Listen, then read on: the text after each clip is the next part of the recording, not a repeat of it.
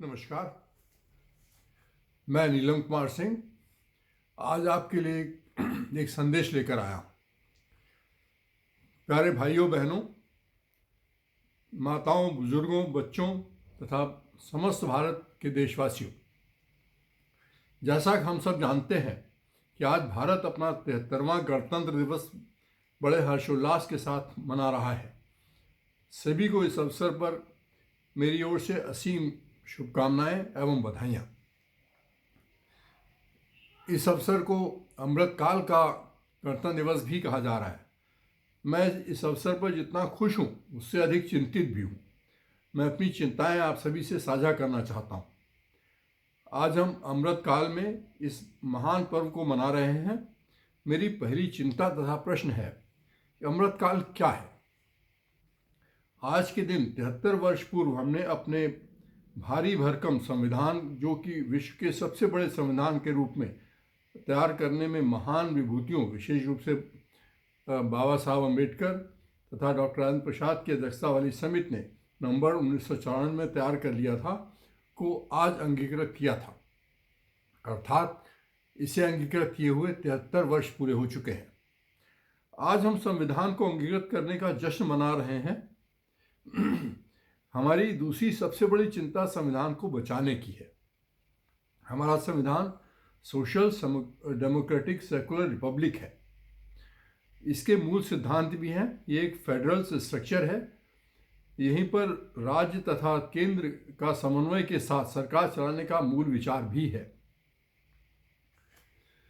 संविधान की भावना भी है, संवैधानिक संस्थाएं हैं, सभी में चेक एंड बैलेंस की व्यवस्था भी है, अभिव्यक्ति की आज़ादी भी है तथा देश की संप्रभुता तथा अखंडता बनाए रखने के लिए स्वतंत्रता पर प्रतिबंध भी है। संविधान को परिभाषित करने तथा उसके गार्जियन के रूप में कार्य करने के लिए स्वतंत्र न्यायपालिका भी है, स्वतंत्र पत्रकारिता है, पुलिस को जातियों को रोकने के लिए विशेष मैजिस्ट्रियल सिस्टम भी है, स्वतंत्र मतदान कराए जाने हैं तो स्वतंत्र चुनाव आयोग भी है, अधिकारियों एवं कर्मचारियों के चयन की व्यवस्था भी है, आर्थिक स्थिति को संचालित करने तथा व्यवस्थित करने के लिए केंद्रीकृत bank reserve bank of India भी है। राज्यों के संचालन के राज्य में मुख्यमंत्रियों के नेतृत्व में मंत्रिपरिषद भी है। केंद्र स्तर पर सरकार चलाने के प्रधानमंत्री सहित केंद्रीय कैबिनेट भी है। परंतु मेरी चिंता यह है कि क्या इतना बड़ा शासन तंत्र, लगभग 140 करोड़ की आबादी वाले देश की लोगों की मूल आवश्यकताओं की पूर्ति हेतु कार्य कर रहा है? ये एक प्रश्न है। ये निर्णय मैं आप पर छोड़ता हूँ। इसके अतिरिक्त क्या सभी संस्थाएं स्वतंत्र रूप से कार्य कर रही हैं, ये भी विचारणीय है। क्या ये उचित है कि इस राज्य का मुख्यमंत्री कौन होगा चुनाव से पहले पूर्व घोषणा कर दी जाए, क्योंकि यह अधिकार चुने हुए प्रतिनिधियों का होता है? क्या ये भी उचित है कि अगला अमुक पदधारक कौन होगा, इसकी चर्चा की जाए? ये देश लिखित संविधान, नियमों तथा परंपराओं से चलता है। ये भी संविधान की अवमानना है। न्यायपालिका पर प्रश्न उठाने तथा नियुक्ति पर संवैधानिक पदों पर बैठे लोगों द्वारा टिप्पणी करना नितांत अनुचित है, जिसमें न्याय प्रभावित हो सकता है। चुनाव आयोग की अपनी निष्पक्षता परिलक्षित भी होनी चाहिए, ताकि संबंधित संवैधानिक संस्था पर जनता का भरोसा बना रहे। यहाँ मैं ईवीएम के उपयोग पर भी प्रश्न लगाना चाहता हूँ कि क्या जिन देशों ने ईवीएम का आविष्कार किया था, क्या वे देश इन ईवीएम का उपयोग करते हैं? यहाँ पर यह भी उल्लेखनीय है कि जितने भी विकसित देश हैं, तकनीकी रूप से अत्यधिक विकसित हैं, वो भी इस ईवीएम का उपयोग नहीं कर रहे हैं। इससे चुनाव की विश्वसनीयता पर भी प्रश्न लगता है। हमारा संविधान हमें धर्मनिरपेक्ष देश का दर्जा देता है। धर्मनिरपेक्ष का तात्पर्य ये बिल्कुल नहीं है कि हम किसी भी धर्म को न माने। इसका तात्पर्य सभी धर्म एक साथ सहअस्तित्व की भावना के साथ साथ रहें। विदेशों में मंदिर, मस्जिद, गुरुद्वारे ये सब एक साथ रहते हैं, एक ही परिसर में मौजूद होते हैं, एक क्षेत्र में मौजूद होते हैं। लेकिन वहाँ न कभी किसी एक दूसरे के प्रति कोई दुर्भावना होती है, न ही कोई उनके ऊपर चर्चा करता है। क्या हम ये नहीं कर सकते? पहले हम भी यही किया करते थे। हमें सोचना होगा कि हमें किस तरह से इन शक्तियों से निपटना है। धर्म की राजनीति से जोड़ना इस संविधान में कहीं नहीं है। सामाजिक तौर पर हमें एक भारत की आवश्यकता है। तो अनेकता हमारे देश में एकता की परिचालक है, न कि हमें एकता को अनेकता से दूर रखना है। हमारा भारत एक गुलदस्ते की तरह है जिसमें अनेकता में एकता परिलक्षित होती है।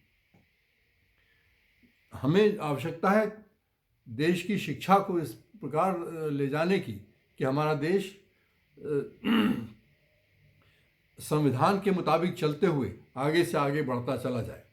जहाँ तक देश की आर्थिक स्थिति का सवाल है, हमें निवेश आधारित स्वतंत्र वातावरण, उत्पादन आधारित माहौल बनाना होगा। सदैव कहा जाता है कि आबादी बहुत है, आबादी हमारी संपदा भी है, हमें उसका उचित उपयोग करना होगा। निवेश भारत में वातावरण जिसमें पर्यावरण संरक्षण जनित विकास मॉडल साथ हो, कम से कम व्यवधान वाला वातावरण तैयार करना होगा। विदेशों में हमें अपनी छवि को निखारना होगा तथा हमें उन्हें विश्वास दिलाना होगा कि आपका निवेश हमारे यहाँ सुरक्षित है। यहाँ पर मैं ये भी अवगत कराना चाहूँगा कि एकता में अनेकता बहुत महत्वपूर्ण है और हमें इसको सुरक्षित करने की ज़रूरत है। सामाजिक तौर पर हमें एक वातावरण तैयार करना है कि हम सब एक दूसरे के सहअस्तित्व के लिए आगे आएँ। मैं यहाँ पर ये अपेक्षा करूँगा कि ये संदेश जन जन तक पहुँचे कि हम विचार करें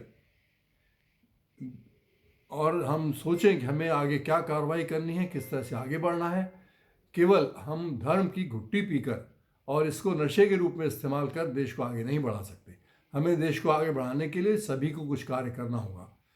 सरकारें कैसे कार्य करती हैं उस पर निगरानी रखने की भी आवश्यकता होती है, लेकिन ये समय नहीं है उस पर कोई बात करने का।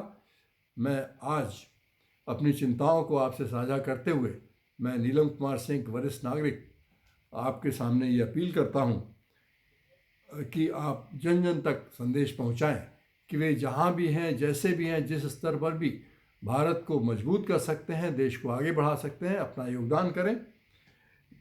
असीम शुभकामनाओं के साथ मैं नीलम कुमार सिंह आपको बधाई देता हूँ इस 73वें गणतंत्र दिवस के लिए। धन्यवाद। जय हिंद, जय संविधान। नमस्कार।